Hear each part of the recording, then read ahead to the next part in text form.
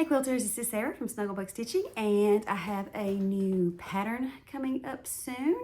It is a variation of Grandma's Flower Garden, and my original quilt that I have right here was featured in Quilter's World Summer 2025. My intention for this quilt was to make hexagon flowers that look like English paper piecing, but you don't have to do any hand stitching on this. So you have a few options. You do end up appliquing these flowers down, and you can either sew them down,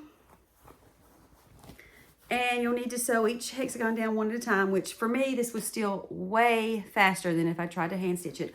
Or you can do what I did in this quilt, which is I did not secure the hexagons to the base blocks. I just used a lot of quilting and used my quilting to secure the hexagons to the finished quilt. I'm super happy with the way this one turned out as far as the hexagons. They look great. And it's really hard to tell that it's not traditional English paper piecing, but there are some limitations to this technique. Specifically, I'm not really sure if that would be appropriate if you're going to have your quilt long-armed, just because I think that might peel the hexagons off to roll them around in the frame. But I do have a video that I found when I initially made this quilt about 1.5 years ago. A video that I found that I made after the quilt, and in the last part of the video, I talk about my thoughts on how it went to use this technique of securing the hexagon flowers with my quilting instead of sewing them down first. So I'm gonna let that play so you can see the limitations of quilting it down instead of sewing it down first technique. And I also have in this playlist for the Grandma's Fake Flower Garden playlist, I have a little video where I go through and show you some of the stitch paths you can use to stitch those hexagons down one at a time without as many stops or breaks or tie-offs or having to sew over the same stitch line twice. So I'll put that in the same playlist, and once the pattern comes out, I'll put the URL to get that in the description for this video.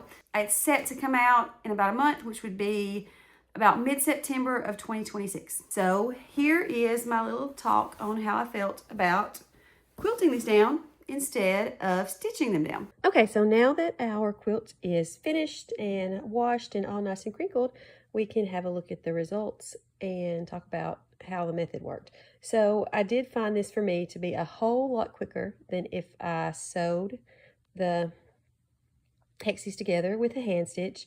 Making the hexies didn't take a whole lot longer than if I had made them with pre-made papers.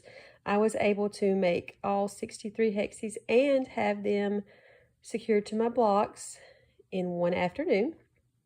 So not having to do that hand stitching really did save me a lot of time. So let's have a look at this particular flower. I used my quilting to secure this. I kind of figured, since I was planning on doing a lot of quilting on this one anyway, that I would use the quilting to secure it, and maybe it'd look a little bit cleaner for not having stitches around all these hexies to hold them down. So let's take a close-up here. You can see I did paisleys for this one. One thing to note about using the quilting to hold your hexies down is that you can see I was trying to be careful with every point and have a stitch going in either right through that point or really close to that point, and also all the edges of the hexies, making sure that there were plenty of stitches going across those to keep that from having that part that we pressed underneath kind of coming out and unraveling on us. I will say that that was a whole lot more focus than I usually put into free motion quilting, having to think about that.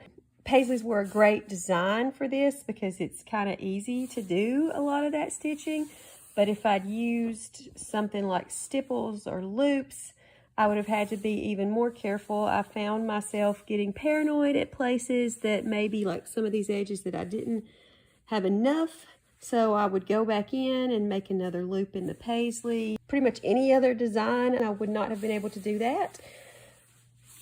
The interfacing did hold the hexes in place really well, but the part where the fabric was turned under, you know, the interfacing there would not be in contact with the blocks of the quilt. So I had used the glue to set that down so that they'd stay put while I was placing these on the blocks.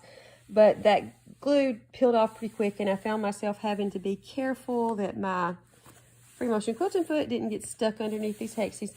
Of course, I'm really happy with the results, but that was a lot more focus than I would usually put into it. It was still, since I was doing a lot of quilting anyway, it was still quicker for me to just use the quilting to hold these down instead of sewing, getting my machine and sewing around all the hexes. But if I hadn't wanted to do a lot of quilting anyway, I could have probably saved myself 2 or 3 hours of quilting by going ahead and sewing those down first and then using lighter quilting. With the way the part that was only glued down wanted to kind of peel up a little bit while I was working on it, I don't think it would be a good idea for a quilt that was going to be long-armed. But so you can kind of decide whether you want to sew these down to the blocks first or use the quilting to hold them down.